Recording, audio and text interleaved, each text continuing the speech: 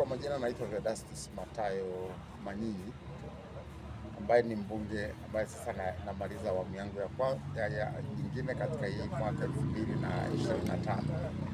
Kwa hiyo leo kwa furaha kubwa nimeweza kurudisha fomu ambayo nilichukua jana ya kuwania ubunge katika hili jimbo la Musoma kwa mara nyingine. Tunajitahidi, tunashukuru kwamba changamoto nyingi zimekwisha, lakini ni ukweli sio pingika kwamba tuna tatizo kubwa, mji wetu hauna viwanda, kwa hiyo ajira ziko chini. Kwa kama ambavyo nilikwishaanza mazungumzo na serikali kwa maana ya kunisaidia kuhamasisha wawekezaji mbalimbali waje kuwekeza Musoma. Zoezi hilo ndio kati ya kazi ambayo nitaendelea nayo katika hii awamu ambayo tunaenda nayo sasa 25-30, kuhakikisha kwamba viwanda viwepo na watu wetu waendelee kupata ajira, ambayo hiyo ndio changamoto kubwa tulionayo.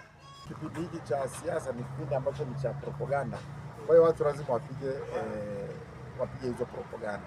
Wote tunafahamu viwanda vingi tulivyokuwa navyo vilikuwa ni viwanda vya samaki, na viwanda vya samaki vimekufa baada ya watu kuendelea na uvuvi haramu.